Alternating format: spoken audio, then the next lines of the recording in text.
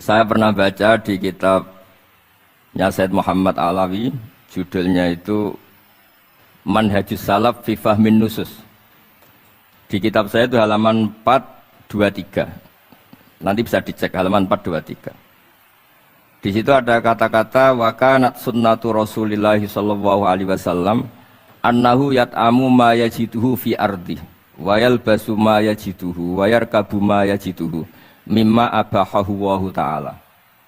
Terus beliau cerita, siapapun yang makan faman at'ama ma yajiduhu fi ardi fahuwa al-muttabi' lis-sunnah kama annahu hajjal baita min madinati nafsih faman hajjal baita min madinati nafsih fahuwa al-muttabi' lis-sunnah. Jadi supaya perasaan orang Indonesia ketika berpakaian seperti ini, seperti saya, seperti teman-teman ini tetap tercantol, tetap terhubung oleh Rasulullah Shallallahu Alaihi Wasallam. Misalnya Nabi, karena beliau itu orang Madinah, tentu hajinya atau mikotnya dari Dzul Khulaifah. Karena kita orang Indonesia lewat Yalamlam ya harus lewat Yalamlam. Waqata Rasulullah li ahli Madinah Dzul Khulaifah, wa li ahli Syam al-Juhfah, wa li ahli Najdin Qarnan, wa li ahli Yaman Yalamlam. Jangan mentang-mentang ikut sunnah Nabi terus orang Yaman mikotnya dari Dzul Khulaifah, orang Sam juga dari Dzul Khulaifah. Semua itu harus min madinati nafsi. Sama seperti Rasulullah yat'amu ma yajiduhu fi ardi, kita juga nat'am ma najiduhu fi ardina. Sehingga jangan sampai umat Islam yang perilakunya keseharian ini sudah baik, kemudian merasa tercerabut dari sunnah Rasulullah Shallallahu Alaihi Wasallam. Karena Nabi seperti mana kita ingin. Dan kita tahu ketika ada orang Arabi bilang Allahumma arhamni wa Muhammadan wa la tarham ma'ana ahadan, ya Allah hanya saya dan Muhammad yang perlu engkau kasihani, yang lain jangan. Kata Nabi laqad tahajjarta wasi'an, rahmat Allah yang luas ini kamu persempit hanya karena mungkin kita orang Jawa, orang Indonesia. Makanya saya ini bangga ngaji sama Mbah Mun, beliau orang Jawa, saya ngaji juga hanya di Indonesia. Tapi guyonannya Mbah Mun dulu itu lucu. Wong koyok kon tuh kayak orang Jawa, kayak kamu itu mesti ada yang alim. Karena Islam ini kafatal linnas. Makanya yang ahli nahwu itu Imam Sibawayh, padahal beliau Persia. Imam Ghazali juga bukan orang Arab, tapi alim hujatul Islam. Karena Allah ingin memaklumatkan bahwa agama ini kafatal linnas. Bukan milik orang Arab saja, bukan milik siapa saja, tapi kafatal linnas. Makanya kita harus bangga dengan tradisi para habaib. Ada Rauhah Bukhari. Bukhari itu kita tahu namanya itu Muhammad bin Ismail bin Ibrahim bin Mughirah. Setelah itu sudah namanya bin Bardasbah. Maula al-Ju'fi ini, Bardasbah itu orang yang dulu diislamkan keluarga al-Ju'fi. Itu Mbah Mun kalau guyon itu Bardasbah cara Jawa mbok parmin mbok parlan. Tapi nyatanya dia putu alim alamah namanya Imam Bukhari. Artinya kita tentu sepakat, sangat-sangat sepakat, sangat menghormati orang-orang yang arfa'u minna nasaban kayak para habib. Tapi para habib juga mau ngakui kayak pakai Bukhari as-Sahihul Kutub ada kita Bilal Bukhari. Sehingga memang nggak pernah ada masalah secara sanad, secara tradisi. Di kitabnya Said Muhammad ini ada sanad dari ulama India yang orangnya juga macam-macam dari marga macam-macam. Jadi saya mohon barokahnya sanad ini kemudian kita tahu apa sih sanad itu. Sanad itu ya kadang-kadang harus lewat orang yang mungkin kita tidak cocok. Dulu itu ada sahabat tanya, kalau mencium istrinya pas Ramadan itu sah apa enggak? Kebetulan ditanya itu Maimunah. Enggak tanya Saudah karena sangat yakin enggak itu, kalau Saudah itu enggak. Itu Maimunah jawabnya, kalau kita enggak ngalamin, coba tanya Aisyah yang potensi ngalamin dicium pas Ramadan. Sebetulnya istri yang Nabi itu sama Aisyah itu ya agak gimana yang namanya Doro itu ya rival. Akhirnya tanya, ya Aisyah gimana hukumnya lelaki mencium istrinya pas Ramadan? Ya dijawab sama Aisyah, qabbalani Rasulullah wa huwa shaim. Yang lainnya nggak bisa jawab, mau nggak ngalami. Jadi sanad tuh kadang ya cocok nggak cocok ya memang itu fakta. Cara mandi junub, kayak apa pinternya sahabat cowok kalau mandi junub ya nggak tahu. Akhirnya tanya sama Sayyidah Aisyah, sama Sayyidah Maimunah. Apapun dekatnya istri Rasulullah, kalau perang ya tidak tahu. Wong itu lelaki. Begitu juga afdolus sahabah kayak Abu Bakar, kadang harus mendapatkan hadis dari orang-orang yang nyon sewu agak deso, bahkan kadang maula kayak Sauban, kayak Robi'ah bin Ka'ab, orang-orang biasa sekali, khodim dulu. Tapi ini kan barokahnya khodim itu tahu keseharian Rasulullah SAW di dalam. Misalnya Anas, apa kenangan kamu dengan Rasulullah? Kenangan saya itu saya khodam tu Rasulullah SAW asyra sinin. 10 tahun saya itu tidak pernah melakukan sesuatu, ditanya Nabi lima sonata walalise entaroktu lima tarokta, sehingga kalau saya pas baik itu ya gak berani tanya anak dalam saya ngapain kamu ben sawangane pinter anut sunah Rasulullah SAW.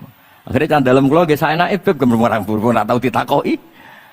Jadi hal-hal seperti ini itu keseharian yang harus kita suka. Di antaranya lagi, inna min khiyari ummati fima nabba'ani al-malul a'la kauman yathakuna jahron.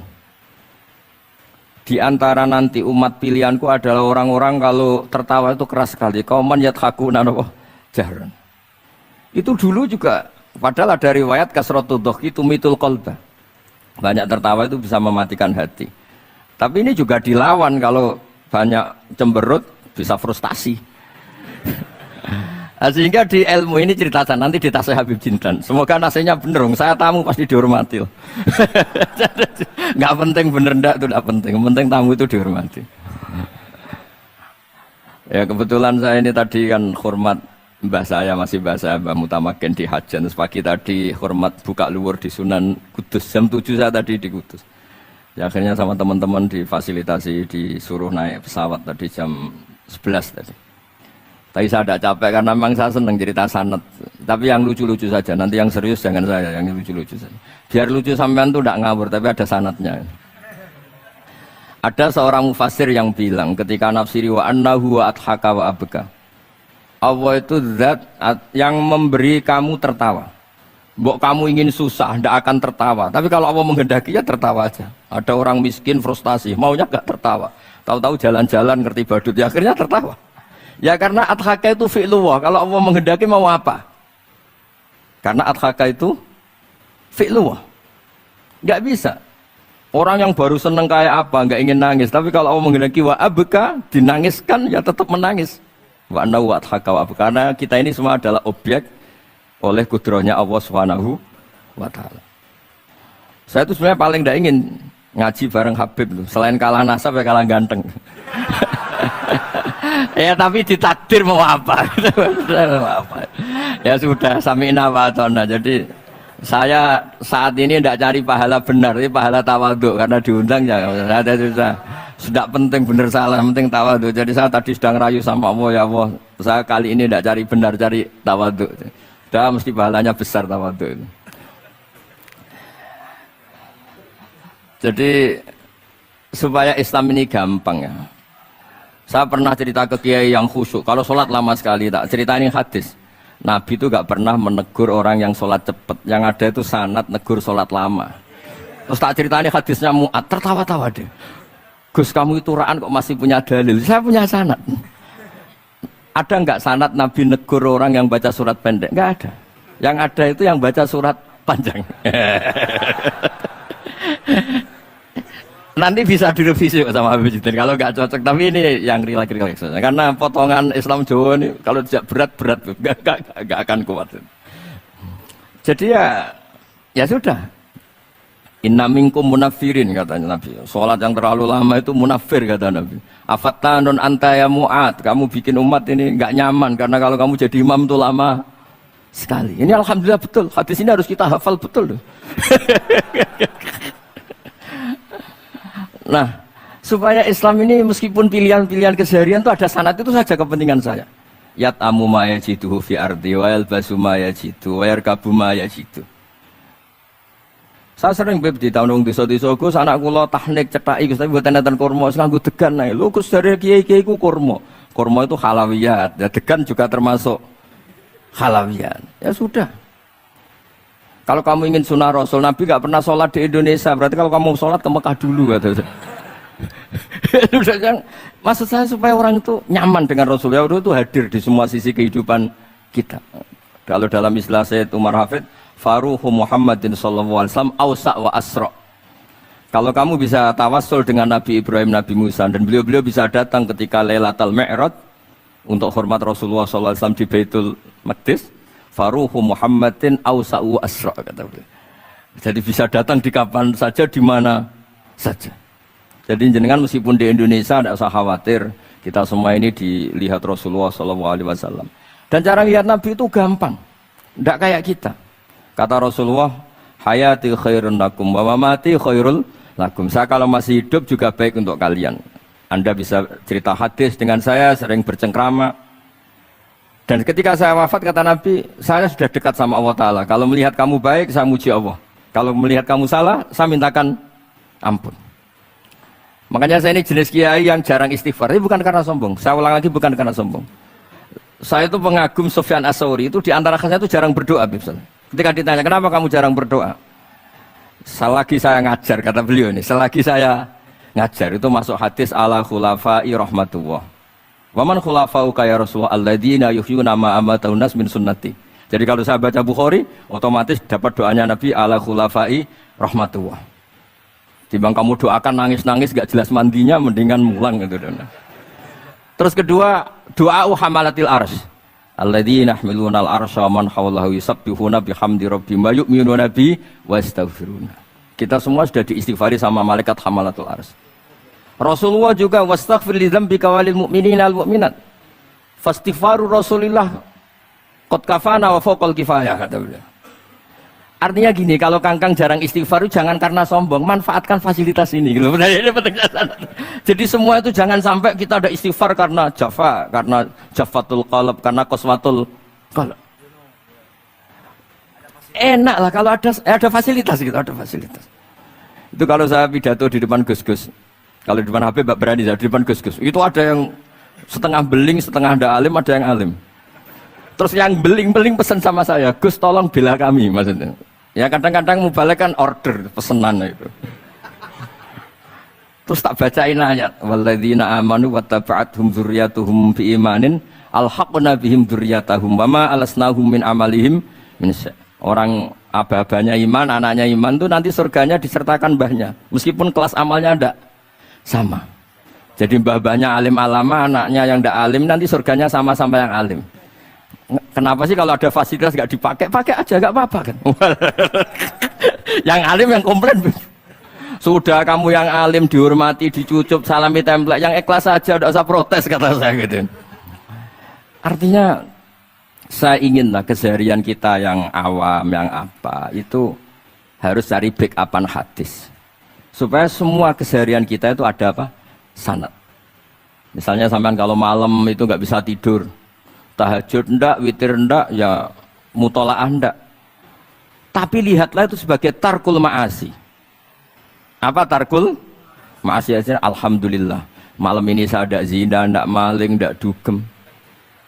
Coba kalau kamu malam-malam di kamar, itu namanya apa? Ndak tahajud, ndak witir kan?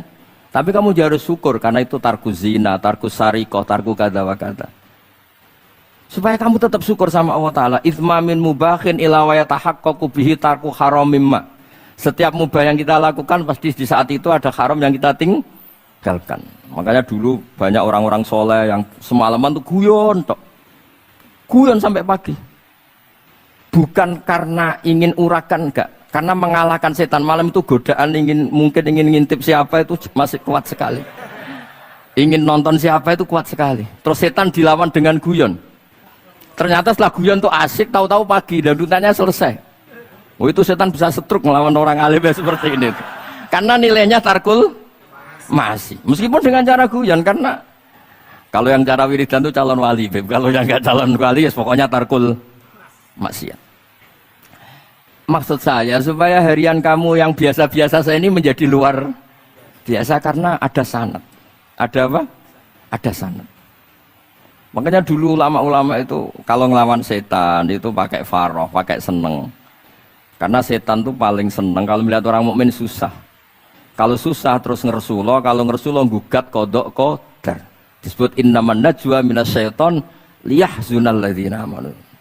Jadi setan itu targetnya supaya orang mukmin itu resah. Kalau resah gugat. Pertama gugat orang tua, Ngapain sih jadi anaknya orang miskin? Jadi susah kita kan. Kalau yang nggak mulia ngapain jadiannya Parman? Kalau saya Habib kan langsung mulia, kalau Gus kan langsung mulia. Gugat orang tua, gugat sana, gugat sini. Tapi kalau kamu sudah seneng, wajah pesek, welek, keriting, sawan ngerah karuan. Kan nambah gugat siapa-siapa.